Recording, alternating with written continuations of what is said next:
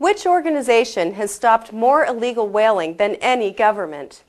And what does Martin Sheen have to say about this? The answer to these and other questions are coming up on Critical Focus.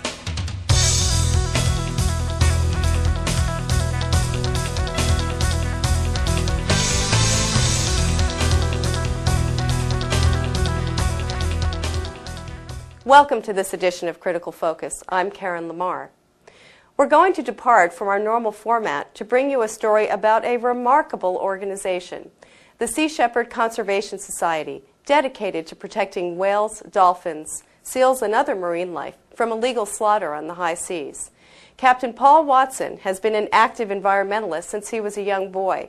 He was one of the original founders of Greenpeace and later went on to establish the Sea Shepherd Conservation Society 25 years ago. Captain Watson has spent his life employing direct, bold action in defense of the ocean's marine life. We recently caught up with him in San Francisco, where he was discussing the state of the world's oceans. Let's listen in. Defend whales. I'm here to defend the oceans, whether people like it or not. And in 1974, we organized the first campaigns to go out and protect whales. And we were reading a lot of Gandhi at the time, and the idea was that if we just simply put ourselves between the harpoons and the whales, the Russians, who we were going out after, wouldn't risk killing a human being to kill a whale. All sounded really good on paper. And so I found myself in June of 1975 in a little rubber boat with Bob Hunter 60 miles off the coast of Eureka, California. Behind me was a 150-foot steel harpoon vessel bearing down on us in 20 knots, and in front of us, 8 magnificent sperm whales that were fleeing for their life. And the seas were very rough. We'd see the whales disappear over the swells, and we'd see the whaling ship rise up behind us. And the tactic worked for about 20 minutes. Every time the harpooner tried to target one of the whales, I would maneuver the boat and block his path. Then the captain came out down the catwalk, walked up to the harpooner, screamed in his ear, turned to us, smiled and brought his finger across his neck. That's when I realized Gandhi's principles were not going to work here. And a few minutes later, there was this horrendous explosion, and this 150-pound grenade-tipped harpoon flew over our head and slammed into the backside of one of the whales in the pod. And she screamed. It was like a human scream. It was really unnerving. It was certainly nothing that we expected. And there was a fountain of blood, and she rolled over on her side. And at the exact same moment, the largest whale in the pod rose up, dove, and slapped the water with his tail and disappeared. And we had been told by all of the experts that that whale would target us. And we've seen all the old woodcuts from the Yankee whalers, so I can tell you it was with a great deal of anxiety that we sat in a little rubber boat waiting for 60 tons of very angry animal to come up underneath of us. And as we sat there, suddenly the ocean erupted, and I turned in time to see this whale hurl himself straight at the harpooner on the Soviet vessel, not at us. He knew who had taken that shot. But they were ready for him, as they always are. In sperm whales, they always target a female, knowing that male will turn to defend the pod. And at point blank range, he very nonchalantly pulled the trigger and sent a second grenade-tipped harpoon into the head of this whale. And this whale screamed. Again, there was a fountain of blood all over, and the whale fell back into the water, thrashing about in pain. And I suddenly turned and I saw his eye. And the whale looked at me and then disappeared again. And now I saw a trail of bloody bubbles coming real fast towards our little rubber boat. And this whale came up and out of the water at an angle over and above our boat, the water pouring off his head right on top of us. And I looked up, and I was looking into the eye, an eye the size of my fist. And what I saw in that eye changed my life forever, because I saw understanding.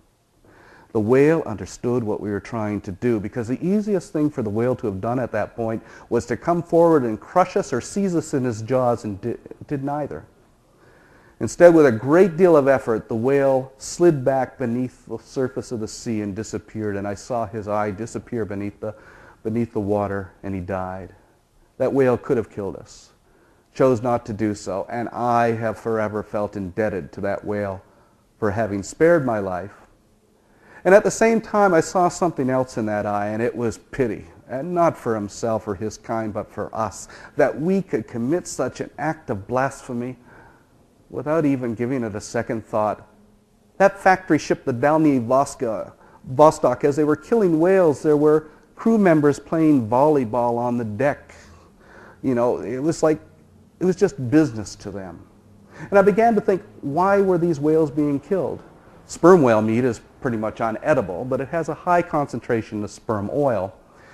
And it's used primarily as a high heat resistant oil for heavy duty or for complex machinery. And one of the purposes was as a lubricating oil for intercontinental ballistic and missiles.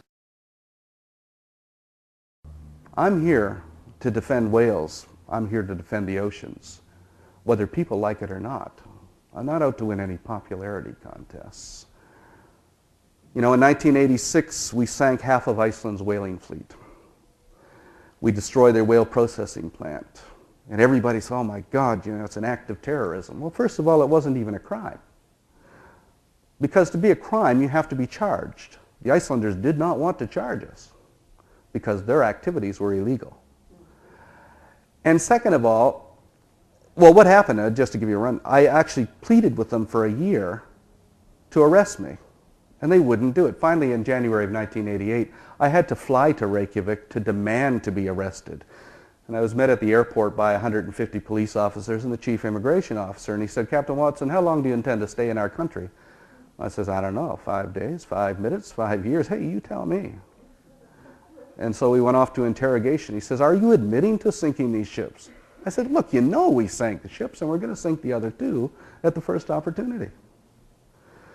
So they put me in jail overnight. The next morning, 2 police officers came, escorted me to the airport, put me on a plane, and sent me to New York City. And I said, why are you deporting me?